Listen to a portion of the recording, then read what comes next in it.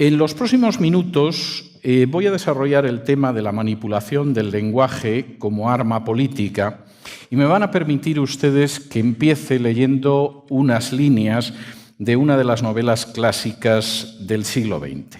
Dice así: desperdigados en Londres había solo otros 3 edificios de tamaño y apariencia parecidos. Empequeñecían de tal modo la arquitectura de los alrededores que desde el tejado de las casas de la Victoria se divisaban los 4 a la vez. Eran la sede de los 4 ministerios en los que se dividía todo el sistema gubernamental. El Ministerio de la Verdad, que se ocupaba de las noticias, los espectáculos, la educación y las bellas artes. El Ministerio de la Paz, encargado de los asuntos relativos a la guerra. El Ministerio del Amor, que se ocupaba de mantener la ley y el orden. Y el Ministerio de la Abundancia, que era el responsable de los asuntos económicos. Sus nombres, en nueva lengua, eran Miniver, Minipax, Minimor y Minindancia.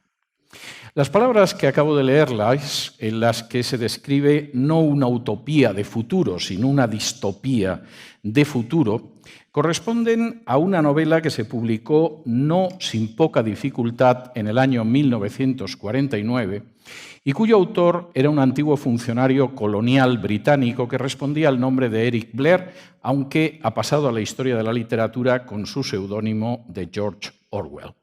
La novela era 1984 y, al igual que Rebelión en la Granja o La Granja Animal, fue una novela que literariamente era extraordinaria, que analizaba con un estilete cortante la realidad política e incluso señalaba lo que podía ser la realidad política futura y que casi nadie quería publicar por la sencilla razón de que la crítica al sistema socialista era tan evidente que no se podía negar.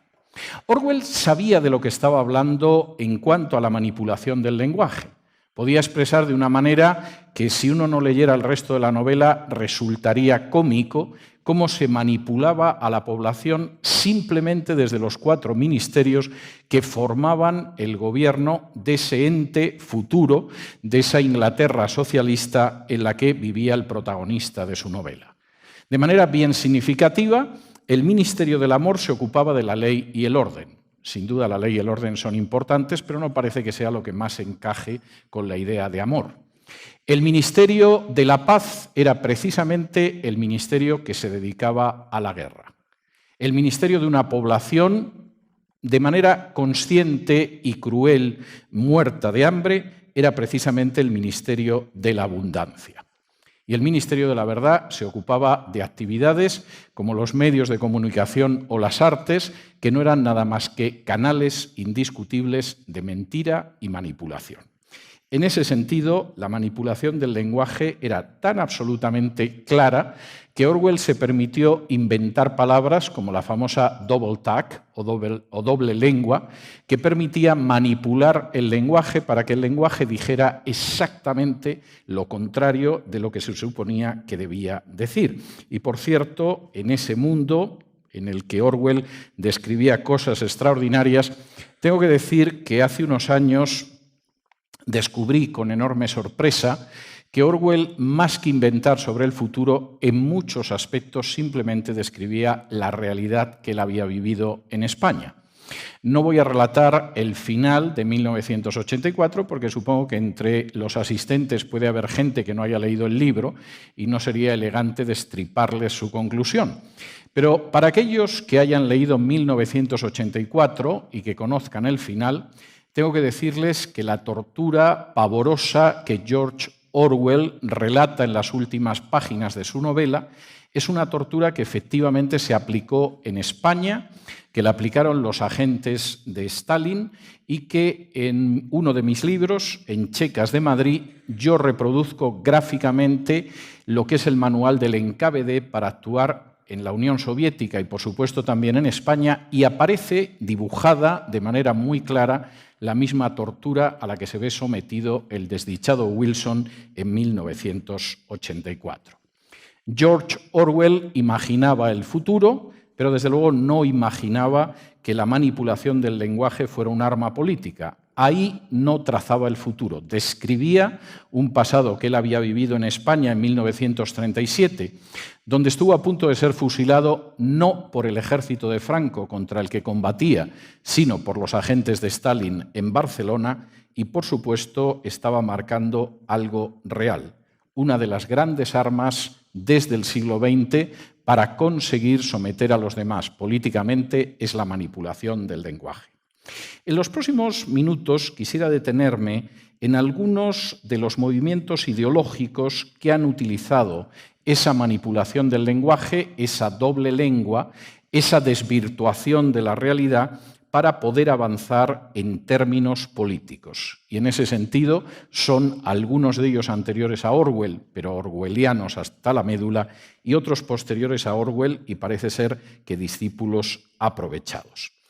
En primer lugar, la utilización, la manipulación del lenguaje como un instrumento político que va más allá de la mera propaganda y que acaba convirtiéndose en un sistema entretejido de enorme coherencia, de un peso absolutamente irresistible, se produjo con el marxismo-leninismo. Subrayo lo de marxismo-leninismo porque, a fin de cuentas, Lenin era un hereje marxista, enmendó la plana de Marx en algunos aspectos y, por supuesto, lo hizo convencido de que mejoraba la táctica y la estrategia del filósofo alemán. Y en ese sentido, los aportes de otros autores a Lenin, como es el caso, por ejemplo, de Nechayev, no son en absoluto pequeños ni desdeñables.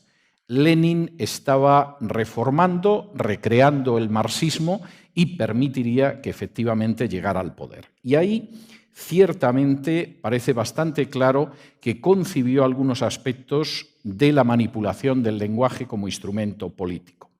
Por ejemplo, el bolchevismo creó por primera vez un término que todavía hoy resulta indispensable en ciencia política, agitprop, agitación y propaganda. Lo que tenía que servirse a las masas no era información, no era educación, no era ni siquiera concientización, lo que había que servir era agitación y propaganda, siguiendo el principio claramente leninista de que la mentira es un arma revolucionaria. Y esto implicó la manipulación del lenguaje desde distintos puntos de vista. Por ejemplo, el marxismo-leninismo consiguió crear palabras mordaza, una forma de manipulación del lenguaje que sigue teniendo un enorme éxito a día de hoy. Había palabras que inmediatamente silenciaban a cualquier persona que quisiera debatir o discutir la situación política que existía, las medidas que se pudieran tomar, etcétera, etcétera. Las palabras mordaza de Lenin inicialmente, que podían ser lo mismo lacayo, que pequeño burgués, que guardia blanca, se encontraron en algún momento con innovaciones verdaderamente extraordinarias, como el uso del término fascista en un sentido totalmente negativo. Tengo que decir que, en términos reales, el fascismo es un movimiento político de carácter socialista y nacionalista, fundado por el italiano Benito Mussolini y que tiene unas consecuencias, una definición y unos límites muy claramente fáciles de delimitar. Lo que tuvo, sin embargo, muy claro el marxismo-leninismo a partir de Stalin es que eso era indiferente. Fascismo era la palabra mordaza que permitía manipular el lenguaje y silenciar, denigrar y condenar a la muerte civil y quizá a la muerte física a aquellos que no estuvieran dispuestos a rendirse al estalinismo. Fascista, por supuesto, era Mussolini, que lo era. Fascista, por supuesto, era Hitler, que no era exactamente fascista, pero que tenía muchos puntos de paralelo con el fascismo italiano. Lo podían ser otros movimientos que sí se consideraban herederos de Mussolini. Pero fascistas eran también los socialdemócratas alemanes, que no estaban dispuestos a rendirse a las órdenes de Stalin. Y de manera claramente miope, pero innegablemente manipuladora, la llegada al poder en 1933 de Hitler vino facilitada por el hecho de que los socialdemócratas alemanes se convirtieron en socialfascistas por obra y gracia de los agentes de Stalin. Las palabras Mordaza, y vamos a ver alguna más en el futuro, funcionaron. Y funcionaron además de tal manera que hoy en día fascista es cualquiera que se oponga a supuestos, presupuestos o compuestos de la izquierda. Y en ese sentido fascista puede ser Margaret Thatcher, George Bush, Ronald Reagan o, en fin, si ustedes se ponen, hasta el Papa Juan Pablo II. En última instancia, cualquiera que no encaje en esa visión. Y sigue siendo una palabra que asusta mucho, por ejemplo, en mi país. Cualquier persona liberal o conservadora al que tachen de fascista, es posible que al menos por unos minutos consigan imponerle un silencio verdaderamente amargo y sepulcral. El marxismo-leninismo no solamente inventó esas palabras mordaza, no solamente constituyó la idea de agitación y propaganda, es decir, manipular el lenguaje para engañar, sino que además supo crear organizaciones de manipulación masiva. Por ejemplo, la creación de organizaciones pantalla.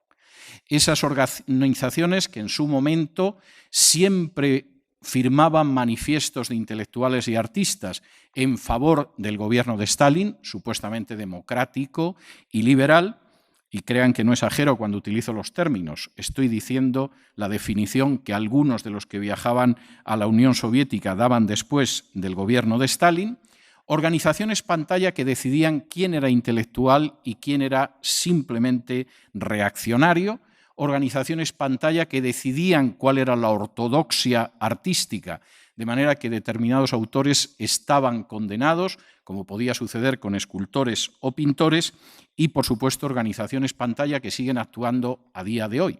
Espero que nadie se ofenda, pero cuando yo veo a ciertas personas firmar un manifiesto, y me da lo mismo que sea Michael Moore que Rigoberta Menchú, me echo a temblar, porque no es nada más que la vieja organización marxista, leninista, stalinista de manipulación de la verdad a través de manifiestos intelectuales o de creaciones de organizaciones pantalla.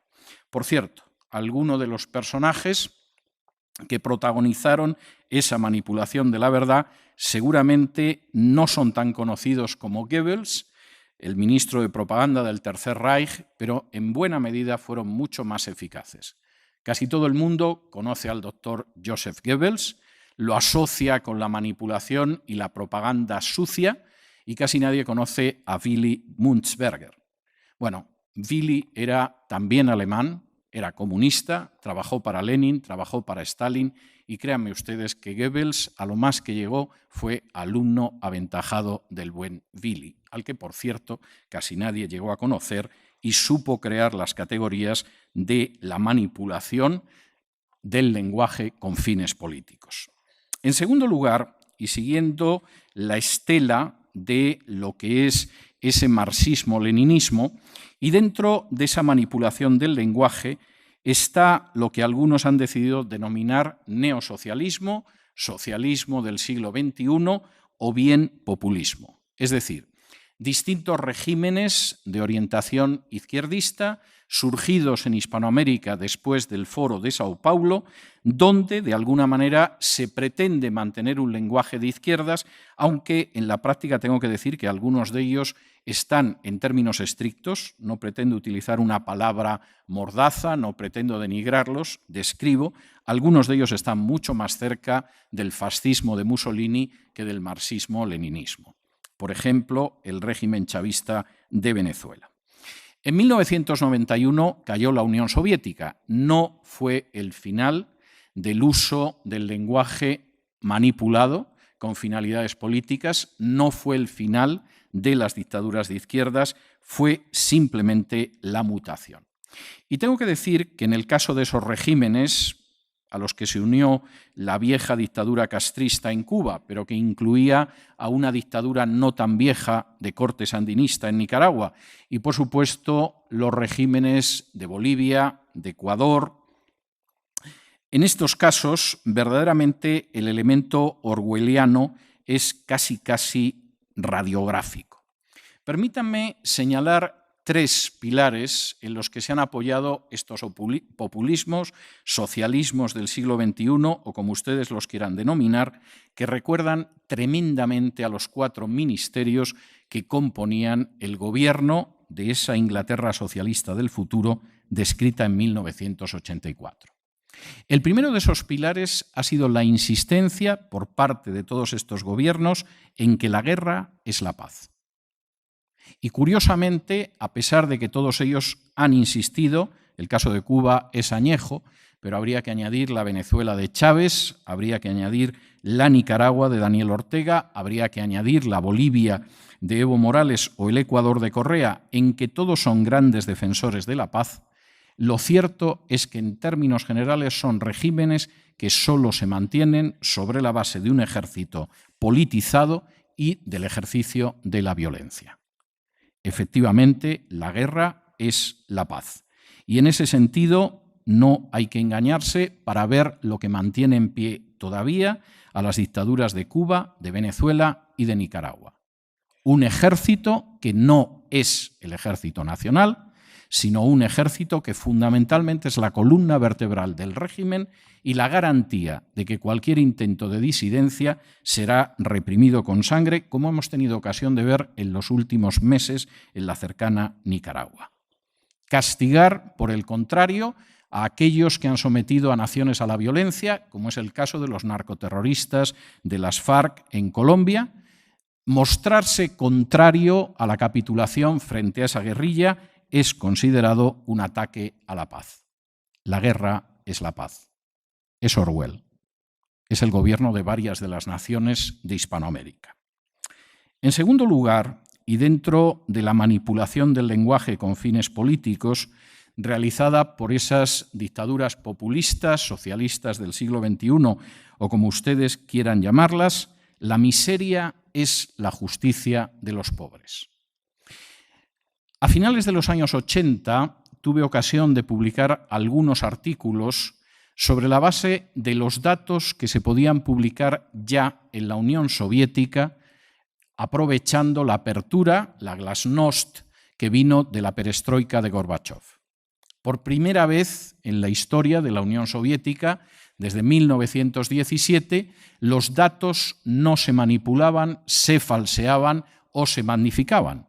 Por primera vez la prensa empezó a hablar de lo que sucedía en los hospitales psiquiátricos, de lo que pasaba en los hospitales, de lo que acontecía en las residencias de ancianos y de cómo no funcionaba el sistema social soviético. Y las cifras eran verdaderamente escalofriantes, en algunos casos dignas de naciones del tercer mundo. La supuesta legitimación de la dictadura soviética, la supuesta justificación de los millones muertos en los campos de concentración del Gulag se venía abajo porque el país no funcionaba. Ni siquiera en la Unión Soviética el denominado socialismo real funcionaba. Es más, se insistía en la justicia de los pobres cuando en realidad eso solo era miseria. Y por supuesto, un caso mucho peor y que además ha pervivido a la caída del muro de Berlín es el de Cuba, y es algo que se sigue multiplicando en estos regímenes. En términos generales, lo que se presenta como la justicia de los pobres no es nada más que la miseria de las poblaciones que surge de estos mismos sistemas. Y, por favor, no nos engañemos. La culpa de la miseria en Hispanoamérica no la tiene el sistema capitalista, aunque solo sea porque en Hispanoamérica rara vez ha habido libre mercado, rara vez ha habido libre competencia, rara vez ha habido independencia judicial y rara vez los beneficios no han seguido el sistema colonial. Es decir, los beneficios económicos derivan no de la libre competencia y del libre mercado, sino de la cercanía del poder. Algo que, por cierto, Daniel Ortega en su segundo mandato ha comprendido como pocos. En ese sentido, y de nuevo la idea es bastante clara, el segundo pilar de la manipulación del lenguaje, los populismos, en el socialismo del siglo XXI, es que la justicia de los pobres, lamentablemente, lo que oculta es la miseria de los pobres y de los que no lo eran antes de la revolución. El tercer pilar es que las tinieblas son la luz. Y de nuevo, aquí nos encontraríamos ante un proceso orwelliano. Posiblemente no es tan extraño que en esos populismos efectivamente las tinieblas se presenten como luz. A fin de cuentas, Hispanoamérica ha padecido durante décadas el martilleo de consignas como la opción preferencial por los pobres. Y hay que reconocer que para cualquiera que haya leído a los teóricos de la teología de la liberación, esto no puede ser sorprendente. Quien leyera en los años 80 el libro de un franciscano brasileño llamado Frei Beto y titulado Fidel y la Revolución, encontraría no un análisis de la dictadura castrista a la luz de la Biblia, encontraría más bien cómo manipular los evangelios, especialmente para justificar la peor dictadura que había sufrido hasta la época Hispanoamérica. Quien leyera a los hermanos Boff, no solo Leonardo, que últimamente anda hablando de la diosa madre tierra y de Gaia y de cosas parecidas, sino también a Clovis, por ejemplo, su manual Cómo hacer teología de la liberación, recordará que efectivamente dice que el texto que se utiliza para hacer teología de la liberación es la Biblia, pero aplicándole la metodología marxista. Yo tengo serias dudas de que Leonardo Boff haya leído en toda su vida a Marx. Les soy absolutamente sincero. Creo que su marxismo es una especie de marxismo-leninismo de tercera categoría, más cercano a lo que haya podido ir a los castristas cubanos o a los sandinistas nicaragüenses. Pero en cualquier caso, sus pretensiones eran que la teología se hacía sobre la base de la Biblia más los instrumentos de análisis del marxismo. Y posiblemente en ningún país ha funcionado más esa manifestación de las tinieblas como la luz que en Nicaragua, quizá porque Nicaragua durante más de 40 años ha sido el tubo de ensayo de la teología de la liberación. Hay cosas en Nicaragua que realmente exigirían el talento literario de Miguel Ángel Asturias o de Gabriel García Márquez como para poder creer que no son falsas, y la verdad es que son verdaderas. Que el personaje más importante de la clase política nicaragüense sea una mujer como Rosario Murillo, esposa de Daniel Ortega, que aparte de ferviente católica es bruja, entiendan esto no en un sentido peyorativo que no me permitiría nunca al hablar de una mujer, sino porque pertenece a la junta directiva de una organización internacional de brujas, lo que explica, por ejemplo, los brazaletes que suele llevar, que sea una persona que al mismo tiempo que se dedica a lanzar hechizos públicos o maleficios públicos sobre los enemigos de su marido, afirme que la Virgen ilumina a Daniel Ortega, que haya conseguido algo tan extraordinario como que el gran opositor de la dictadura sandinista en los 70, el cardenal Obando, acabara siendo un pilar de la dictadura sandinista, que haya logrado que efectivamente el lema que define a la dictadura sandinista sea «Viva Nicaragua cristiana y socialista», que nos diga que en realidad lo que vive Nicaragua es la revolución del amor y que se haya preocupado de que veamos al dictador Ortega yendo a misa todos los domingos. Si eso no es una presentación de las tinieblas como luz, sinceramente yo tengo serios problemas para saber qué ejemplo podría ser mejor. En ese sentido, los populismos, las dictaduras del siglo XXI, el socialismo del siglo XXI ha conseguido manipular el lenguaje de una manera que resulta absolutamente aterradora.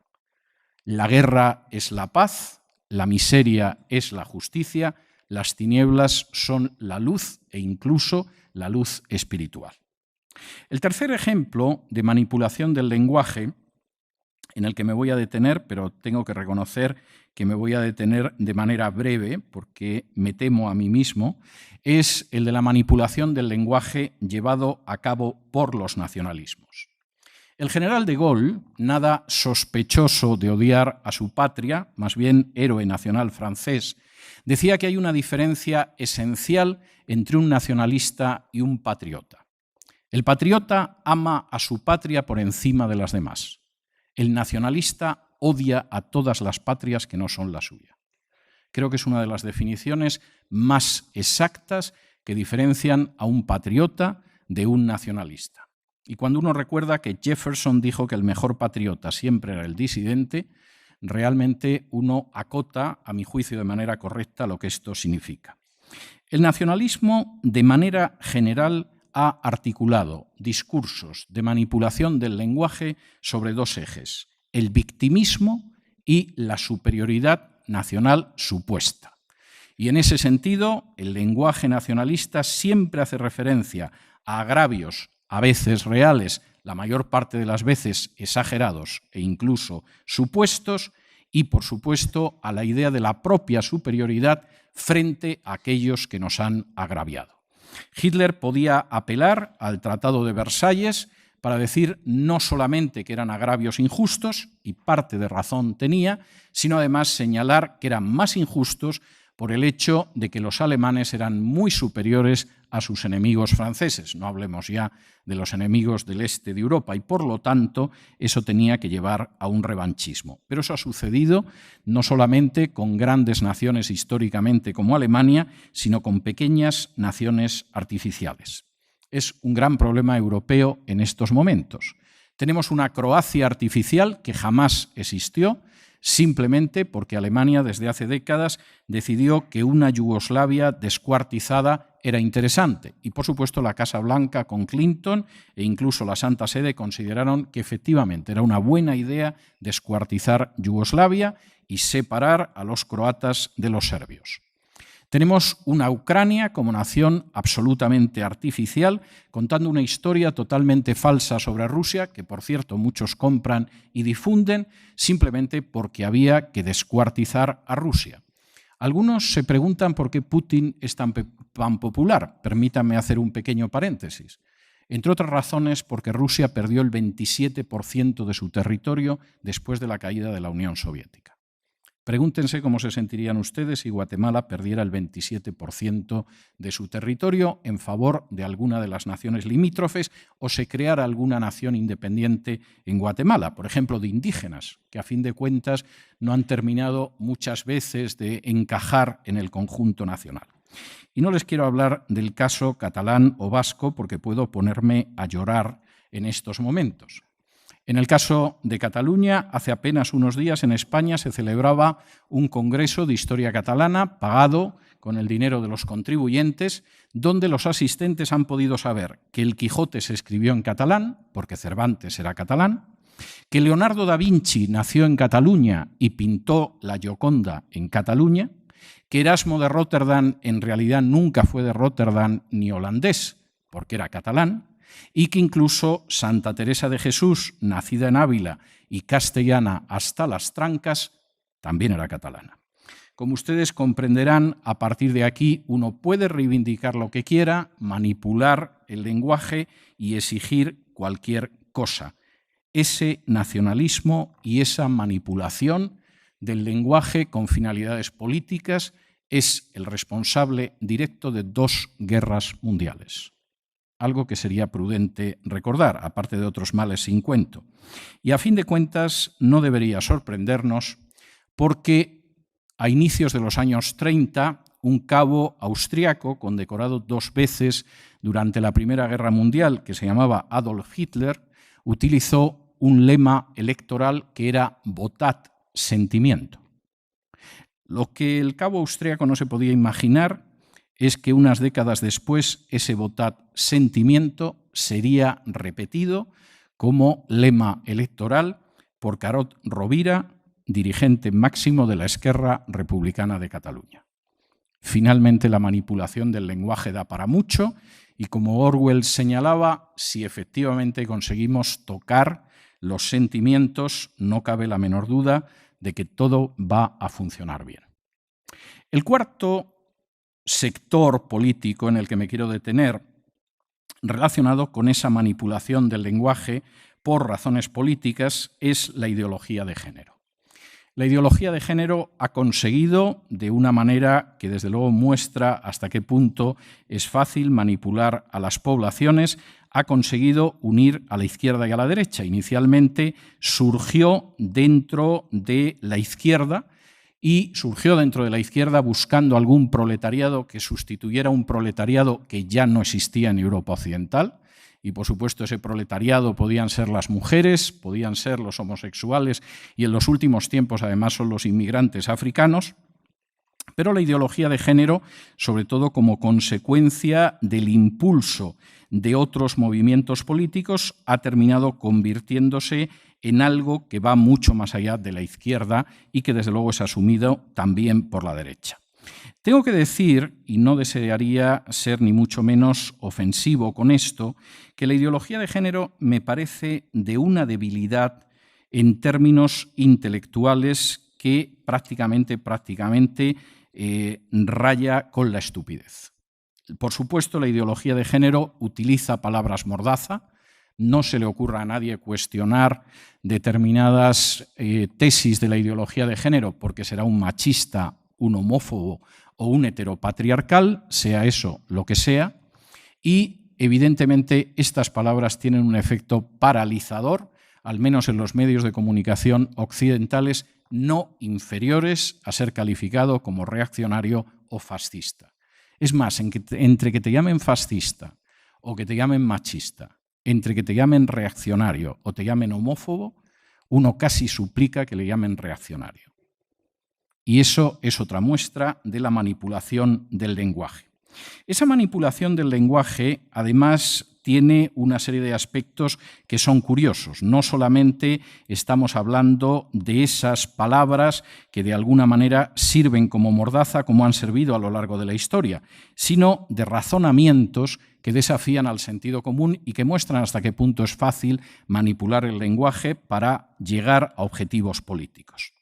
Por ejemplo, permítanme ponerles algún ejemplo y crean que no estoy bromeando ni pretendo ser sarcástico.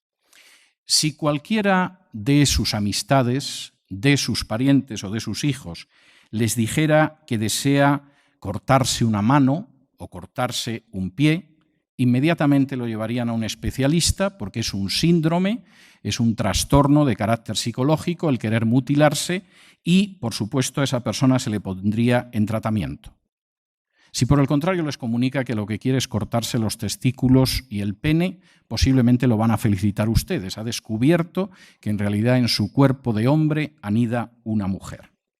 Si en algún momento su hija llegara a casa y le dijera: papá, me miro en el espejo y me veo como un hipopótamo, y ustedes le dijeran: hija, apenas pesas 40 kilos, papá, no voy a comer más, me miro en el espejo y me veo como un hipopótamo, ustedes llevarían a su hija a un especialista porque la anorexia es una grave enfermedad. Pero es posible que si su hija llega y les dice: papá, ya no soy Carmela, soy Carmelo, la feliciten porque ha descubierto lo que hay en su ser, aunque obviamente su ADN sigue gritando a voces que por mucho que la mutilen y mucho que la hormonen, sigue teniendo el mismo sexo con el que nació. Y por supuesto, y esto es bastante claro, esto no lleva solamente a situaciones que a uno le dejan absolutamente pasmado, sino argumentos que confieso que a mí me producen un profundo estupor. Por ejemplo, si se quieren, ¿por qué no van a casarse? A algunas personas les parece que esto es un argumento válido. Parece ser que durante milenios el género humano en distintas culturas nunca lo pensó. Más bien pensó lo contrario. El simple hecho de casarse no es en absoluto un motivo para tolerar ciertas formas de matrimonio. No toleramos el matrimonio entre hermanos, aunque es posible que un hermano y una hermana se quieran tanto como para mantener relaciones sexuales y querer vivir juntos. Se dan muchos casos e incluso hay obras literarias meritorias desarrollando ese tema. Por supuesto, no consideramos que puedan casarse un padre y una hija o una madre y un hijo. Eso para las tragedias griegas está bien. Pero evidentemente consideramos que no es suficiente como para dinamitar la institución del matrimonio y, sin embargo, hemos aceptado que eso es lógico. Por supuesto, en el punto al que hemos llegado en Europa, y se lo puedo anunciar, ya en los últimos meses se nos está anunciando que no solamente el matrimonio entre dos personas del mismo sexo es deseable, en los países en los que se ha legalizado, sino que además el sexo con niños es totalmente tolerable, incluso deseable. Y el argumento es muy claro. ¿Quién va a adiestrar mejor sexualmente a un niño que un adulto? Y la pregunta es, ¿por qué tiene que adiestrar sexualmente a un niño ningún adulto? Aunque fuera la tesis que sostenía Michel de Foucault y que, por supuesto, además lo hacía sin ningún problema en programas de radio y televisión. Y las plataformas partidarias de las relaciones sexuales con niños porque se supone que si un niño de 6 años puede decidir cambiar de sexo, ¿por qué no podría tener relaciones sexuales con un adulto?, forman parte de esa ideología de género. Ideología de género, por cierto, liberticida como todas las ideologías que en un momento determinado manipulan el lenguaje. Ninguna ideología que manipula el lenguaje sistemáticamente cree en sus posiciones y mucho menos en que van a ser aceptadas masiva y responsablemente por la sociedad, aunque tenga un aparato colosal de propaganda. Es verdad que mucha gente se dejó manipular en la Rusia soviética, pero hubo que mantener un gulag donde se explotaba como esclavos a millones de personas y donde se fusiló a millones de personas, porque si no, eso no se podía mantener. Es verdad que mucha gente fue entusiasta del nacionalismo de Hitler, pero lo primero que hicieron fue crear una red de campos de concentración como la red de campos de concentración soviética, porque es que hay gente que sigue teniendo la pésima manía de pensar por su cuenta. Es cierto que el aparato de propaganda que puede haber en Nicaragua, en Cuba, en otras dictaduras populistas, es poderoso, procura expulsar cualquier voz disidente. Pero desde luego las cárceles castristas no se van a abrir por mucho que controlen la información. Saben que hay gente que seguirá pensando. Y en el caso de la ideología de género, después del avance de ciertas novedades legales sin paralelo en la historia de la humanidad, está, por supuesto, el castigo de los disidentes, las denominadas leyes antidiscriminación por razón de género. Si las leyes antidiscriminación por razón de género fueran leyes antidiscriminación por razón de género, quien ahora se dirige a ustedes sería el primero en apoyarlas. Si efectivamente esas leyes castigaran el hecho de que se pudiera discriminar a una persona por su sexo, por su inclinación sexual, por su vida privada, estaría totalmente a favor de esas leyes. El problema es que las leyes de antidiscriminación por razón de género son leyes de inquisición y de castigo frente a aquellos que no se arrodillan ante la ideología de género. En el caso de España, para que vean que no tengo especial interés en cargar contra otras naciones europeas, estas leyes, que rigen en 11 de las 17 comunidades autónomas españolas, en un primer momento castigan a aquellos profesores que no difundan la ideología de género con el hecho de la suspensión laboral. A continuación, los castigan con el hecho de expulsarlos de su puesto de trabajo. Si siguen, por lo visto, en esta línea, por cierto, ya hay directores y profesores de colegios en España que han perdido su puesto porque decidieron que no tenían ninguna obligación moral de adoctrinar en la ideología de género a los alumnos. Si persisten en esto, pueden acabar hasta 2 años en prisión. La policía del pensamiento, de la que hablaba Orwell, desgraciadamente no es algo falso. Y la manipulación del lenguaje para acabar imponiendo ideologías liberticidas es una realidad. Y, por cierto, tengo que ir todavía más lejos. Ha llegado hasta tal punto que para un sector de la sociedad el hecho de suscribir o no la ideología de género es equivalente a respetar o no los derechos humanos. Y esto ha sido también captado por algunos de los populismos hispanoamericanos que en la reforma de la Constitución cubana, donde no se habla de suprimir la pena de muerte, ni de acabar con la censura de prensa, ni de permitir la libre expresión, ni de que haya elecciones libres, ni cosa parecida a ninguna libertad ni ningún derecho humano, una de las reformas va a ser que el matrimonio dejará de ser entre un hombre y una mujer para ser entre cualquiera 2 personas. Los castristas pueden ser criminales, pero nunca han sido estúpidos. Y saben que en esa triste Comisión de Derechos Humanos de Naciones Unidas ahora mismo es mucho más importante la adopción, por ejemplo, de niños por parejas homosexuales que el hecho de que los disidentes se sigan pudriendo de manera miserable y criminal en las mazmorras del régimen cubano.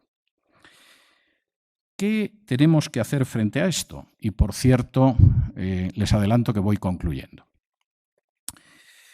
Pues, en primer lugar, ser conscientes del problema frente al que nos encontramos. Por cierto, problema, tengo que decirles, agudizado por el uso de las redes sociales. Yo soy un entusiasta de las redes sociales. Si no hubiera redes sociales, no habría 600.000 personas al día más o menos que escuchan mi programa de radio. Pero las redes sociales se han convertido también en campos de linchamiento de los disidentes.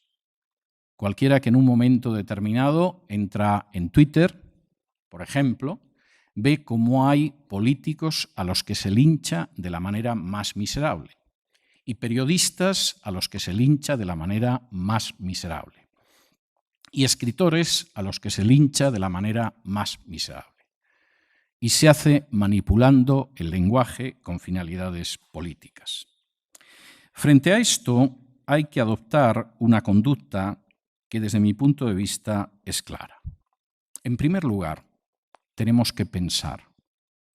Esto parece una obviedad, pero crean ustedes que no es algo tan claro en una sociedad donde la manipulación del lenguaje es cada vez más extensa.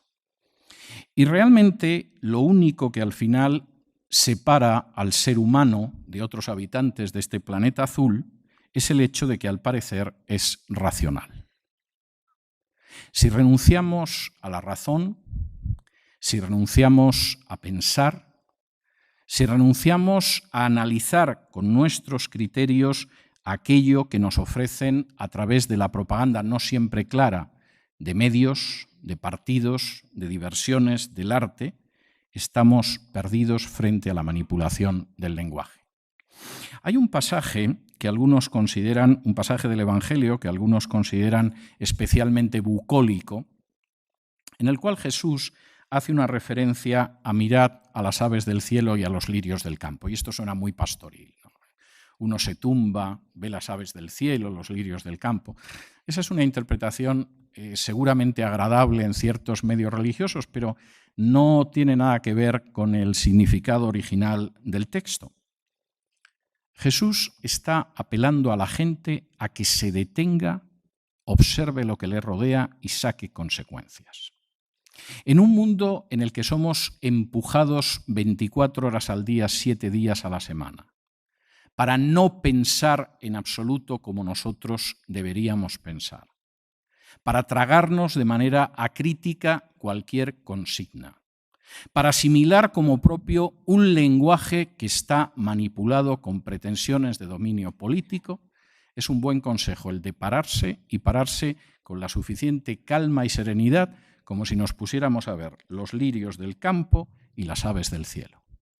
Porque si efectivamente la prisa es algo que marca nuestra vida y si acabamos tragando todo aquello que nos ofrecen, manipulado lingüísticamente, estamos destinados a ser esclavos.